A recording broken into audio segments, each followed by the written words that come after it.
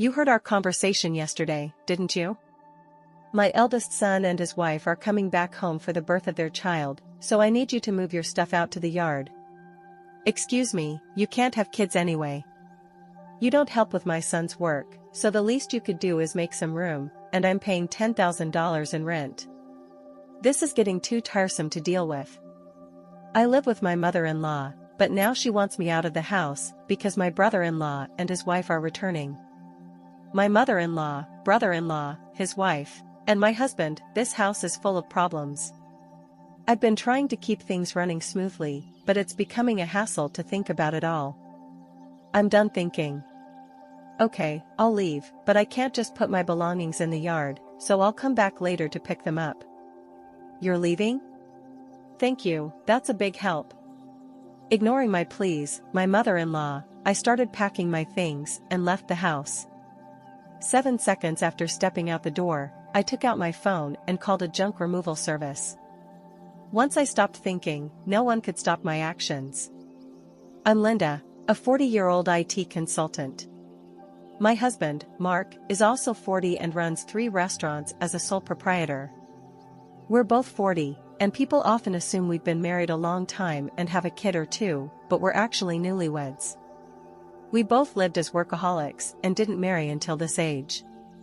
I had given up on marriage just before turning 40, but a random visit to a bar after work changed my mind. Is this your first time here? Yes, that's right. I had been curious about it for a while, but it was hard for me to go in alone because the store is so stylish. But I worked hard today, so I decided to go in as a reward to myself. I was relieved to find a counter where it was easy for a loner to spend time. We have many women who come alone, so feel free to visit anytime. My husband, Mark, chatted with me with a smile as I sat at the end of the bar. I knew he was just trying to attract a new cusmarker, but for me, who had no casual acquaintances to dine with at this age, even this kind of cusmarker service felt nice. Feeling comfortable in Mark's restaurant, I started visiting frequently as a regular. I always sat at the end of the bar, and it became normal for Mark to chat with me while I ate. What does an IT consultant do? Introducing it to companies, strategic planning. I've worked with restaurants too. Once, I suggested a tablet-based ordering system to reduce labor costs and improve efficiency. Oh, the system that's become common. How much does that cost? Well, for a place like this, it would cost about this much. No way, no way, way. That's too much for a small business like mine. As I punched numbers into my phone calculator and showed him the screen, Mark shook his head and hands vigorously. He's curious and always eager to learn from our conversations. He's looking for ways to apply new knowledge to his work. Even though it looked like just a pleasant conversation, I was slowly drawn to his dedication to his work. Likewise, Mark grew fond of me, seeing that I was a hardworking person. I'm always busy with work and can't talk much. How about we go out for dinner sometime? Excited about the chance to dine with a restaurateur, I eagerly agreed. I was thrilled to be asked out by my husband, but saying something so girlish at nearly 40 would be embarrassing, so let's just leave it at that. My husband didn't just ask me out that one day, he continued to invite me out for meals occasionally. It's natural for adult men and women who frequently dine together to develop a romantic relationship. We started dating, and 2 years later, as we both turned 40, we decided to get married. Feeling shy about being a bride at 40, I asked my husband to skip the wedding ceremony and just took some photos of us dressed up. After we got married, I moved from my apartment to my husband's house. His house is a 3-story building with a garden and parking, located in a high-end area. The rent is apparently around $11,000. My husband was living there with his mother. Some might think it's unthinkable to live with a mother-in-law right after getting married, but I'm 40, so I don't mind much. Plus, my mother-in-law is 70, and my father-in-law has passed away, so living together seemed necessary. When my husband suggested living with his mother, I immediately said it was okay, but after starting to live with my mother-in-law, I regretted accepting so quickly. When I moved into my husband's house, besides the bedroom for us, I even got a lavish office room for myself. His house seemed too big for just two people with many spare rooms. Once I settled in, I asked my husband a simple question: why do we need such a big house, just for you and your mother? I have a brother 3 years older than me. He left home after college, and I've lost touch with him for the most part. He hasn't been home at all, and it's been a few years since I've heard from him. He's such a man that one day he might get into trouble and come back to me and Mom, right? So we decided to rent a bigger house. I think it's a little too big, I said. Well, I got married, and you came, so I guess it all worked out, my husband said while unboxing my books and arranging them on the shelf. He talked about his brother Daniel with a smile. From his story, it seems Daniel is aimlessly hopping from job to job, but my husband doesn't think badly of him. Don't talk about that kid. What if he really comes back? My mother-in-law appeared at the doorway of what would be my office, seemingly checking on us. It appears she doesn't have a good opinion of him, unlike my husband. It's understandable for a mother to show a cold reaction to an eldest son who shirks his responsibilities. However, I'm worried that my husband and my mother-in-law might clash over his brother someday. Also, I'm not too fond of you either, Mom. Come on, we're going to live together now, so stop saying things like that, I said. I'm not saying you should leave, I just need to make things clear from the start. My mother-in-law walked away, her slippers making a padding sound. I'm sorry, I'll talk to her, my husband said. It's okay, I got a similar talk when we met for the wedding. I'll build the relationship with your mother as we live together, I replied. I took a book from my husband's paused hands and placed it on the shelf. It seems she doesn't like my age. I'm 40, so it's not impossible to have children, but I guess it's a challenging thought. Also, Mark's elder brother Daniel is not married and has no children, so there's a high chance that my mother-in-law won't get to see her grandchildren. That's why she's disappointed and wishes Mark had married someone younger. To her, Daniel, who doesn't fulfill his role as the eldest son, and I, who can't fulfill my role as a wife in her eyes, are probably the same. I understand her feelings, but I can't turn back the clock on my body, so there's nothing I can do about that. Once the move was completely finished and our married life officially began, my mother-in-law's coldness towards me became evident. She ignored or bored me when I spoke and tried to have as little to do with me as possible. It's a bit lonely, but since there's no harassment or physical violence, I guess I should consider it okay for now. I can build a relationship with her over time. But more pressing is my concern for Mark. Are you okay with your work? I asked him. No, it's pretty bad. I need to take action soon, but it's tough to arrange the finances, Mark replied, sitting at the dining table with his head in his hands. I stopped doing the dishes and sat down in front of him to listen. These are tough times, prices are soaring, expenses climbing, and markers are tightening their wallet. There's no end in sight. If this keeps up, I might have to close another one of our stores, Mark continued. About a year into our marriage, the situation at Mark's restaurants worsened. One of the 3 stores had already closed, and it seemed another might have to shut down too. Seeing Mark's troubled face made me feel distressed, but my mother-in-law seemed unaffected by these troubles. You're Mark's wife, but you don't help out at the store. You just do your own job. Can you really say you're fulfilling your role as a wife? My mother-in-law's voice pierced through the air from the living room as she overheard our conversation. I wondered what she was thinking, but she has her own way of seeing things. Mark has been running his own restaurant for nearly 10 years, overcoming various challenges. I believe he'll pull through this time too. You, his wife, shouldn't be making that face. Are you trying to feed into his anxiety and make him fail? What a terrible wife, she shouted again, her words filled with spite and venom. I knew she wasn't just trying to fire me up, but she wasn't entirely wrong. I took her words positively and decided to support Mark to the fullest, smiling reassuringly at my anxious husband. A year later, just as she said, Mark managed to turn this situation around and avoided closing a second store. See, I told you, I said to my mother-in-law. A stupid wife who can't even trust her husband. Don't drag Mark down, she replied, lashing out at me without reservation. The relationship with her might seem to have worsened, but since Mark's business is doing well, I'll consider it a break-even situation. I thought things were balancing out, but it turned out to be a clear negative for me.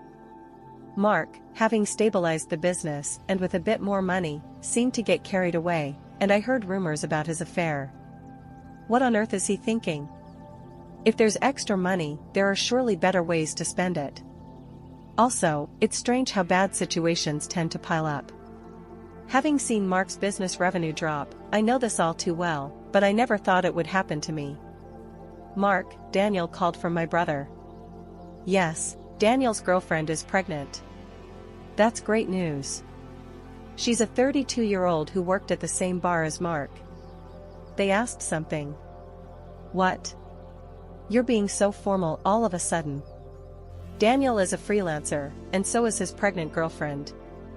With a baby on the way, they're struggling. They asked if they could move into this house, and if they could work at your restaurant.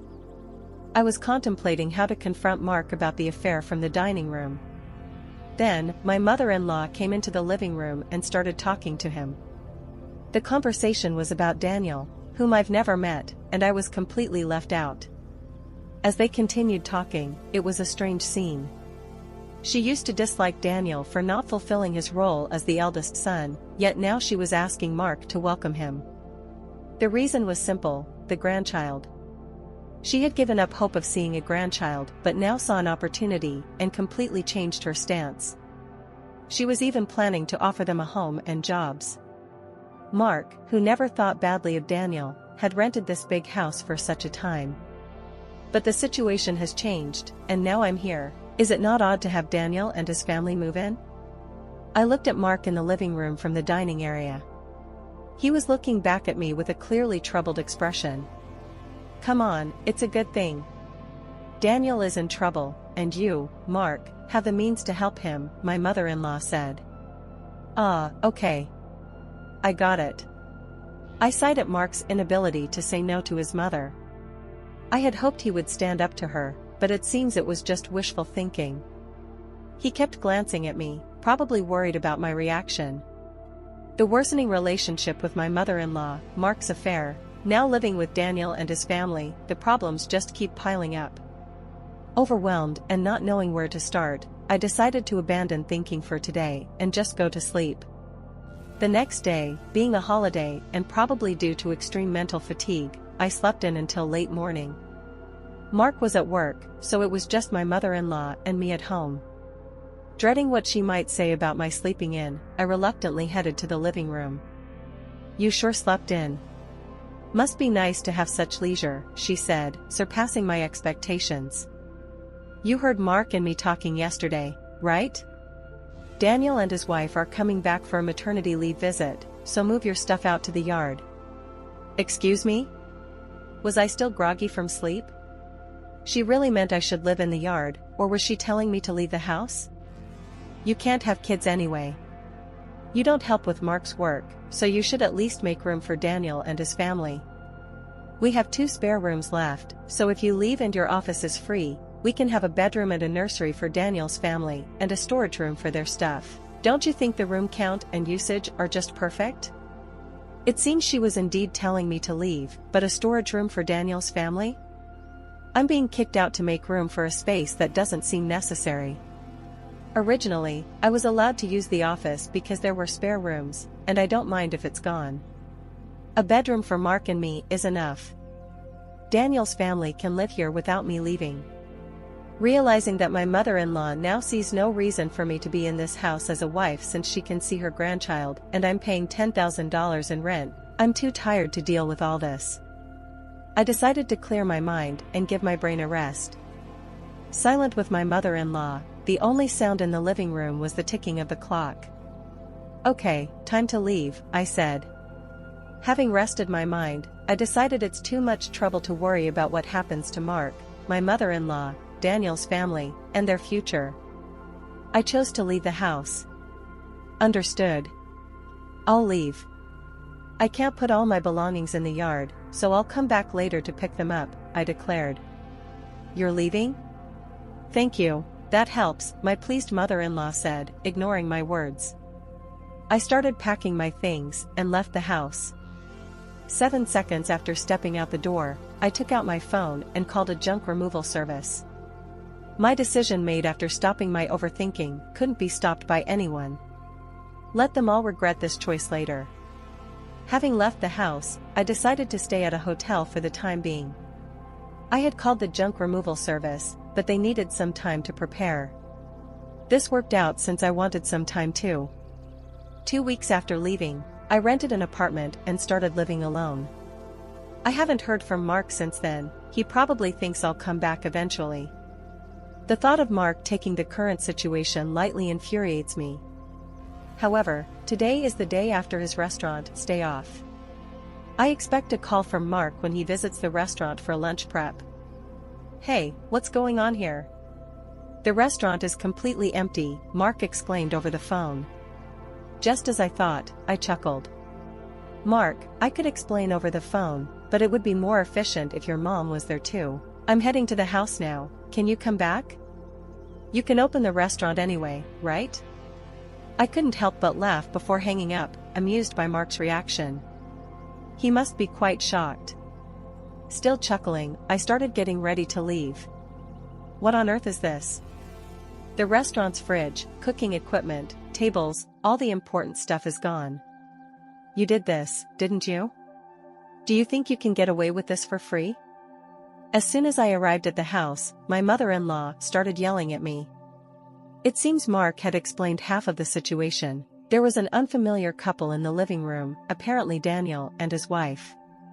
They looked confused and anxious, not fully grasping the situation and my mother-in-law's extreme anger. Why would you do such a thing?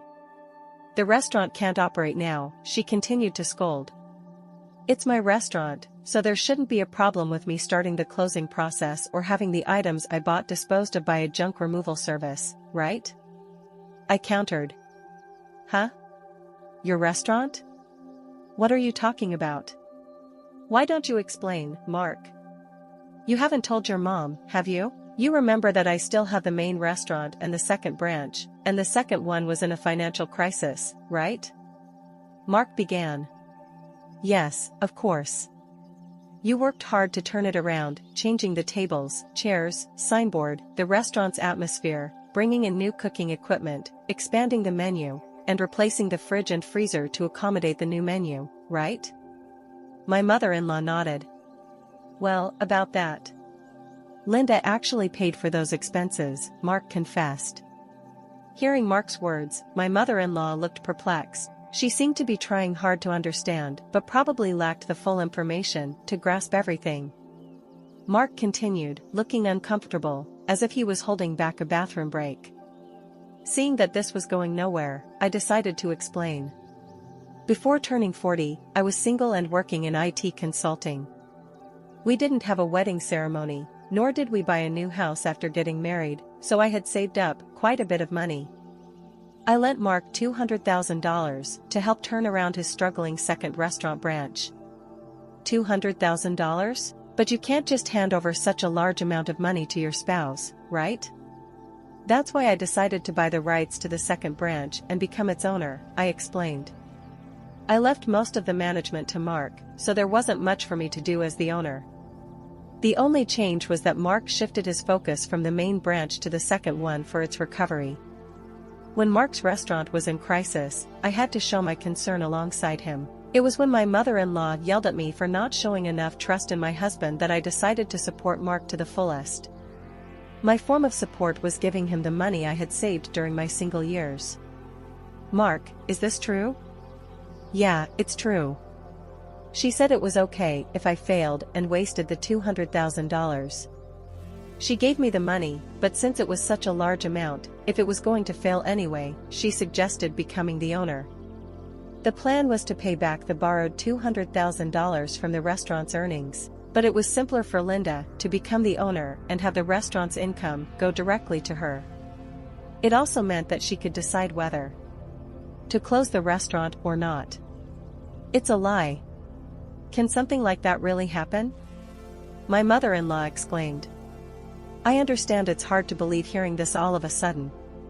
That's why I brought some evidence, I said, spreading documents like the business license transfer of rights agreement and lease agreement on the table, proving that I was the owner of the restaurant. My mother-in-law's face turned red as she confirmed my name on those documents. Why didn't you say anything about this? You always talked about how you believed in Mark and how the restaurant was recovering, right? She demanded. Even before we got married, you always encouraged Mark like that. He felt pressured by your words, but tried to live up to your expectations, not wanting to disappoint you as the head of the household. You're pretty cold to people like me and Daniel, who don't fulfill their roles, right? That's why Mark couldn't tell you he borrowed a large sum of money from me. He could have just told me. That's why Mark couldn't speak his mind, because she gets upset easily. People like my mother-in-law often don't realize they're putting pressure on others. They might think it's just a small thing to say, but for the one under pressure, it's a huge burden. Not something they can easily talk about. And even if they did speak up, she would likely be disappointed and start complaining. It was essential not to let Mark's spirit break under her constant jabs, especially when the restaurant was finally turning around. That's why I kept quiet too, but I really wished she had refused when Daniel and his family were coming back.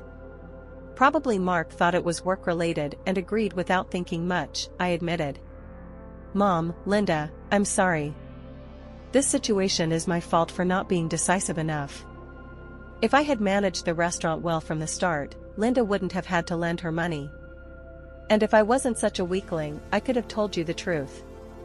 If Linda decides to close the restaurant, then that's it, but what about the part-time workers? Don't worry, in the past 2 weeks, I've already informed everyone about closing the restaurant, and they've all understood. For those interested, I've arranged part-time work at other restaurants through my IT consulting contacts. That's a relief.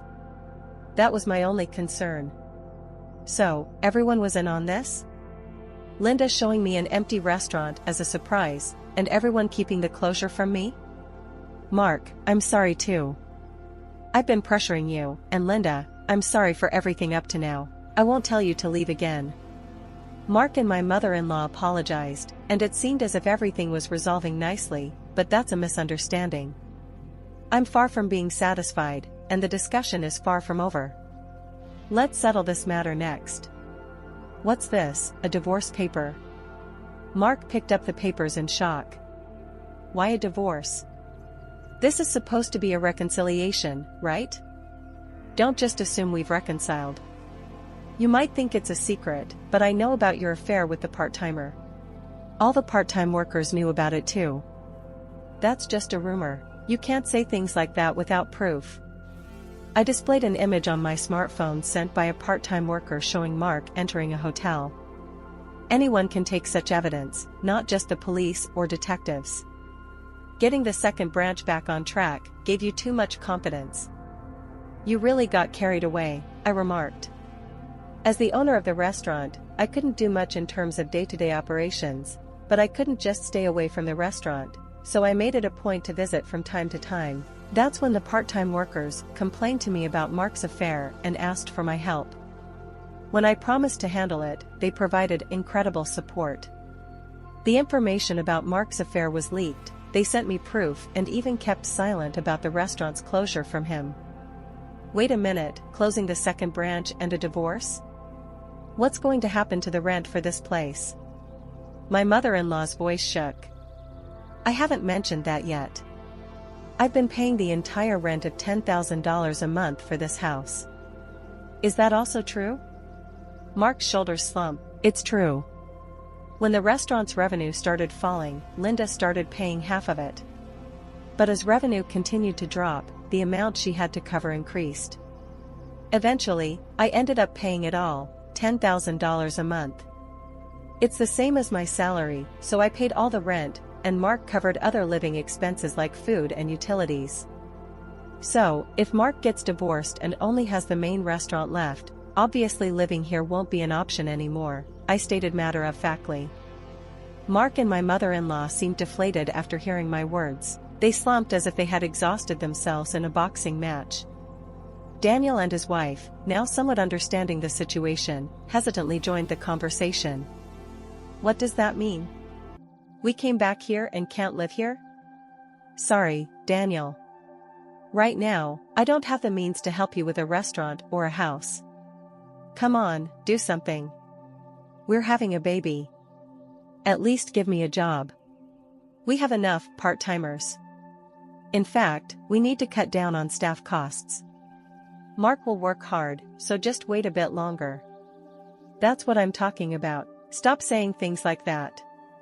Daniel protested. The argument escalated, and it became clear that the future was uncertain for everyone involved. Witnessing the brothers dispute over their mother, the mother-child relationship also deteriorated. Now, Mark and his mother are living together reluctantly in a smaller apartment, hardly talking and creating an awkward atmosphere. After the divorce, I first dealt with closing down the restaurant. It was a bit of a hassle, but as the owner, it was my responsibility.